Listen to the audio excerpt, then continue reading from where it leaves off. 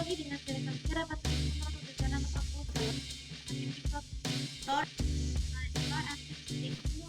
Kali kita tahu bahwa kita di bulan puasa kali ini tuh merupakan bulan yang penuh berkah dan ampunan. Jadi kita biasanya seringkali memberikan sesuatu tadi pun berbeda-beda seperti sahur, berbuka puasa, ngabuburit itu kan satu-satu wajib tradisi wajib ya. Apalagi berbuka puasa di masjid dan bersahur di masjid juga ada berkah, ada berkahnya. Nah, dan lupa ketinggalan juga dan juga sholat tarawih berjamaah di masjid ataupun di rumah itu juga salah satu kegiatan wajib yang sering dilakukan. Nah, namun apa kita tahu bahwa kondisi tubuh kita secara kondisi tubuh itu dengan berpuasa harus fit, berat badannya harus normal, dan juga tidak mulai capek atau lelah. Karena kita biasanya kalau kita olahraga jogging ya, terutama jogging tuh kalau di bulan puasa juga sangat tidak diperbolehkan karena ini bisa menyebabkan kecapean dan resiko terjadinya jadi minum yang bisa membatalkan puasa. Tapi kalau bersenam biasa kayak bersenam irama, senam yoga, itu juga sebenarnya berguna juga untuk menurunkan berat badan atau diet.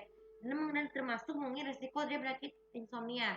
Namun tanpa kita sadari, tubuh kita tuh kadang seringkali mengambil muatan muntah karena beberapa alasan. Tapi kalau muntahnya sampai tenggorokan, itu itu juga bisa membatalkan puasa. Namun solusi terbaiknya adalah bagaimana caranya?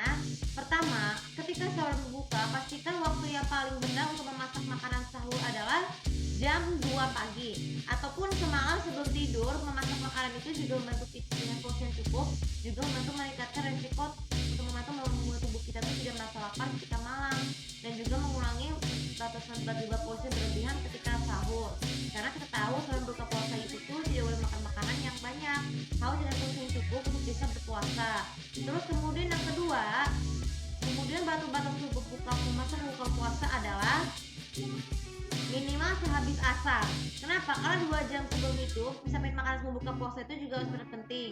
Tapi yang paling untuk menyesuaikan sebelum berbuka harus memikirkan makanan-makanan yang bisa menghalangi seperti duri, tulang, daun bawang ataupun benda-benda lainnya yang bisa mengganggu sel buka puasa dan mengakibatkan muntah.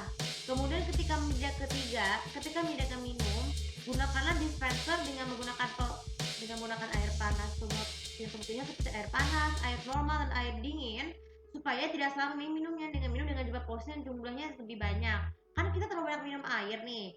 Air yang paling benar untuk minum adalah air yang normal, jangan air panas atau dingin, supaya tidak menimbulkan tidak enakan pada tenggorokan. Nah, tidak pada tenggorokan itu karena mengakibatkan minuman yang terlalu panas atau terlalu dingin, ataupun karena minuman yang baunya tidak enak ya. Harus diganti air minum yang normal asalkan bersih supaya bisa membersihkan tenggorokan dan hal yang bau sedikit. Kemudian yang kelima, ketika kita sahur, pastikan kondisi sahur ini makan dalam keadaan tenang, tidak terburu-buru, atau kalian bisa bangun lebih awal untuk supaya sahur kita menjadi menyenangkan dan penuh berkah. Karena kalau telat waktu mengakibatkan perutnya menjadi mau kembung dan mual, dan resiko maksudnya resiko dan jadi enak ya. Karena kita tahu makan makanan yang banyak itu juga yang tumbuhan itu terdiri dari sepertiga air, sepertiga air, makanan, dan juga sepertiga udara. Itu sangat penting supaya tidak tersebut.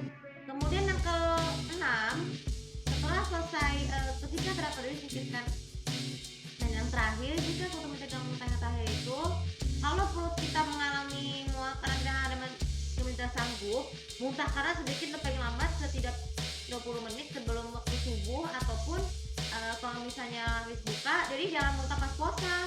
Muntah yang paling pas itu tuh kalau minumnya pas itu misalnya harus harus dengan posisi ini adalah sebagai pengganti muntah. Kalian kita bisa bantu orang lain untuk menggenggam perut kita kalau kita lagi muntah, kemudian muntahkanlah sedikit dengan kantong supaya tidak disebut. Baru setelah itu minumlah air yang banyak supaya tidak jadi gabung ataupun muntah seperti tadi. Nah, sebenarnya itu aja untuk yang kali ini. Jadi beberapa kaidah muntah itu tuh bergantung pada nasib tenggorokannya. Jika tenggorokan dengan sengaja, ada 2 perkara. Jika muntahnya tidak disengaja, maka itu tidak membatalkan puasa, dan muntah yang sengaja itu dapat membatalkan puasa. Oke, untuk kali ini juga bisa bermanfaat, dan jangan lupa seperti biasa komen dengan lebih tahu bagaimana cara dari kalian untuk mengatasi rasa muntah saat puasa. Terima kasih. Assalamualaikum warahmatullahi wabarakatuh.